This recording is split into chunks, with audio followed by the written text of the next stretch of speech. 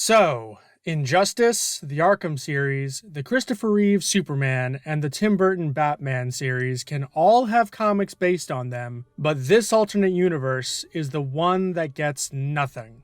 Really.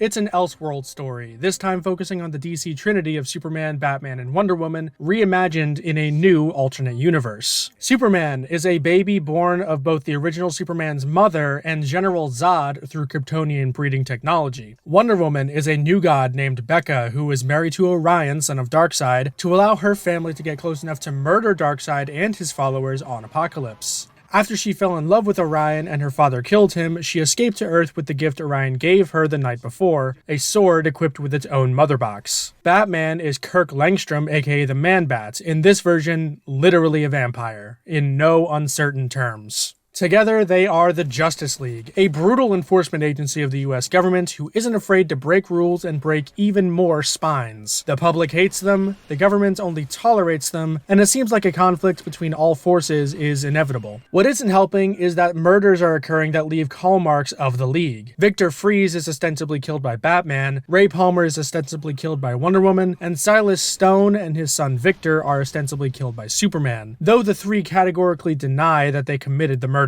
Realizing that they're being framed, the League puts together that all three murdered scientists graduated from the same class under the supervision of one Lex Luthor, among which are both Kirk and his old roommate and best friend, Will Magnus, who's been helping him find a cure to his vampirism from the urging of his wife Tina, whom Kirk also loves. When Magnus realizes this as well, he brings all of the brilliant minds together and asks what to do, where they all wonder if they should make, quote, Project Fair Play, unquote, public. A conclusion isn't reached, however, as the Metal Men, the beings committing the murders, arrive and lay waste to the mines, despite Batman's best efforts. The rest of the League arrive all too late, as both Tina and Magnus are killed, though it is quickly revealed that Magnus barely survived the blast he took, and the League takes him back to the Justice Tower to recuperate and hopefully prove their innocence with his testimony. Around this time, Superman goes to Lex Luthor, who is living on his own space station away from humanity, and is reduced to operating like Stephen Hawking, as he suspects Luthor of sending the Metal Men. Luthor calls him an idiot for suspecting as much. The two have a debate about the nature of power. Luthor reveals that Superman's father wasn't a hero as he thought, but was in fact a ruthless dictator, and when Superman leaves, unsuccessful, one of the Metal Men destroys the space station and kills Luthor, which the US government witnesses. This leads to them sending the military after the Justice League, equipped with red kryptonite guns that can harm Superman, and though they manage to corner both Superman and Wonder Woman, Luthor, who survived the explosion by teleporting away at the last second, appears and reveals the whole show. Inside the Justice Tower, it's revealed that the mastermind behind the murders was none other than Magnus. Years ago, he killed the real Tina by accident for her incessant pleas to fix Kirk, replaced her with a nanite metal android named Platinum, built the other Metal Men, and was planning to detonate a nanite bomb which would essentially bring all of humanity under his control, using Superman's spaceship as the power source. All parties converge. Superman battles the combined Metal Men in Metropolis, Wonder Woman duels the Tina copy, while Batman fights a superpowered Magnus. Of course, the heroes win, Superman throws the bomb into space, and the Justice League are cleared of all of their crimes. In the aftermath, Wonder Woman decides to go off-world to resolve the issues of her past, joined by Luthor, while Superman and Batman start thinking about changing the way they go about things to become more benevolent. Roll credits.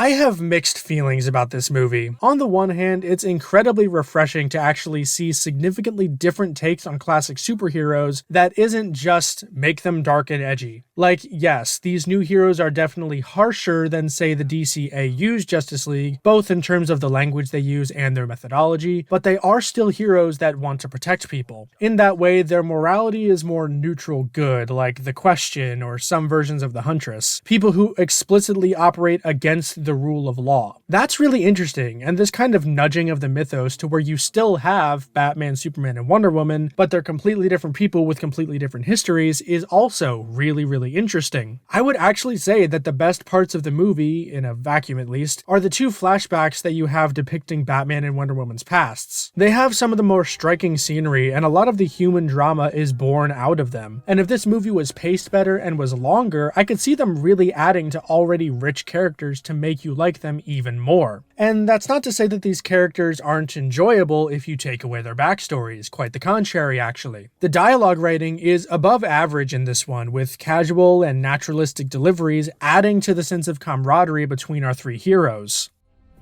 You still friendly with Trevor? He might be useful. He often was.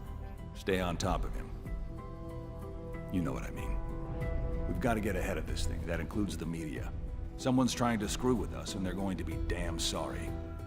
They've been together for almost 10 years at this point, so while they never stated outright, it's very easy to slot them into a family unit, even though none of them fit, say, the mother role or the big brother archetype or anything. They just have this really satisfying rapport that instantly gets you to identify with and appreciate the bond they share, even though Wonder Woman's first line, outside of the opening action bit, is her complaining about how much white noise the protesters make outside the Justice Tower, completely disregarding the will of the people. Again, these are not lawful good heroes.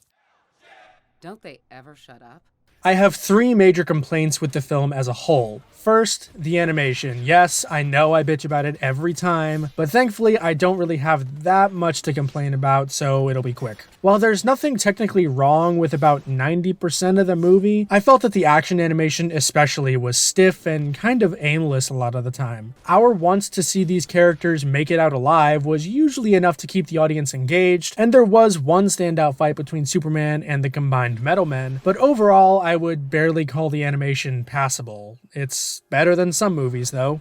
My second issue is the length of the movie. I don't think I've directly stated it yet, but besides The Dark Knight Returns, which was released in 2 installments, every DC animated original movie lasts between an hour and an hour and 20 minutes. On the one hand, it makes it much easier for me to sit down and watch one a week, but on the other, it leads to many of the catalog's routine pacing issues. The stories just don't have enough time to properly flesh out their narratives, and Gods and Monsters is no exception. But this is one of the few movies that I actually wanted to go on for longer. I wanted to know more about these characters and this world, and I wanted to learn what happens with Wonder Woman's quest after she leaves Earth. I really wish there was at least a tie-in comic depicting it, but that never came to be. There were tie-in comics which detailed the backstories and adventures of the three members of the Justice League before the movie's events, but we did not need their backstories explained peripherally. From the initial Krypton bit to Kirk turning into a vampire to Becca's marriage and escape, it's probably close to half of the movie's runtime that we spend in flashback, which is a major source of the pacing issues this movie faces. The mystery of who is framing the Justice League and why isn't given its fair shake, and as such doesn't make any sense, which is a shame because watching the League do detective work and try and figure it out while doing PR is interesting, but it ultimately serves a very, very limp mystery. And the final issue I have is the culmination of that mystery. Magnus's plan doesn't make any sense. Now, I don't think I have to explain how bad of writing it is to have him kill Tina by accident and off-screen when she was essentially his and Kirk's connective tissue, but just at a basic level, not only does he not really have a reason to frame the Justice League, but how is he supposed to get access to Superman's ship to power his bomb? Theoretically, he could have coordinated his boom tube metal men to just boom in while the Justice League are out on mission, but instead, he brought all of the minds together, killed them all for no reason because they weren't in on the plan, was nearly burned to death, and then had the Tinabot infiltrate the Justice League tower off-screen and in the middle of a war zone, I might add, and inject him with nanite stuff to heal him, at which point his metal men waltz in out of nowhere, again having infiltrated off-screen and in a war zone, with the bomb. I would also point out that Superman and Wonder Woman are at the front door at this point in the story, and apparently didn't see any of the 4 bots walking in with a bomb. Of course. I also don't think I should have to point out that Magnus just being insane isn't a very good thing either, but I do know what they were going for here. His plan mirrors sentiments expressed by Superman in the beginning of the film, where he was contemplating taking over the world to rid it of crime and war, just like the Justice Lords did in the Better World storyline of Justice League. There are many who would like nothing more than for us to take over. Tell her, Kirk. 22% domestically, 29% worldwide. Revolutions have been built on less. Imagine ending all the ideological squabbling. No more war, no more insurrections. All those little dots down there connected to a single productive purpose. A world brought together as one. Under us. Under us. You just got less sexy. Magnus wants to do the same, and if they handled his face heel turn better, there could have been a really powerful parallel that led more naturally into Superman self-reflecting on their actions and wanting to change in the ending. As it is now, that idea seems to have come out of nowhere, especially since Magnus explained his reasoning only to Kirk, not to Superman, who never interacted with him in the whole movie. I think it would have been much better to just take Magnus out of the climax entirely, and have the whole mystery of the murders and the Metal Men be a secret government project meant to sow distrust of the League so that they would have an excuse to take them out. The League would have the opportunity to usurp power in the ensuing conflict, and they either take it, or they have an epiphany and maybe decide to go off-world, or simply show the people what they're trying to protect them from or something. I don't know, anything would have been better than this. As I said before, I'm conflicted on this movie, primarily because the final act is such a gigantic flop. However, there is good in the film. I already mentioned the refreshing concept and the characters, but another welcome surprise was the soundtrack, which was uncharacteristically present and really good in many different instances. From the whole new world sequence with Becca and Orion,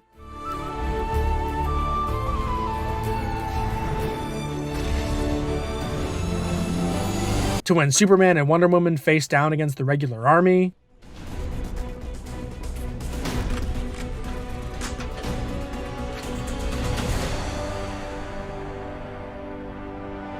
to the credits. It was of a consistently high quality throughout the film, which is far from usual for this series. Overall, though it does leave a bad taste in the mouth from the ending, Justice League Gods and Monsters is worth watching if you're sick of the usual Leaguers we've come to know through multiple iterations. Its characters and concept are fresh, and it exists in a world that is far more interesting than the story told in this one movie. The dialogue is played naturally, the performances are all great, and the flashbacks are some of the better storytelling you'll see in these movies if you take them in a vacuum. For those qualities, I can safely say that I don't regret watching this film, and hell, I may even watch it again someday.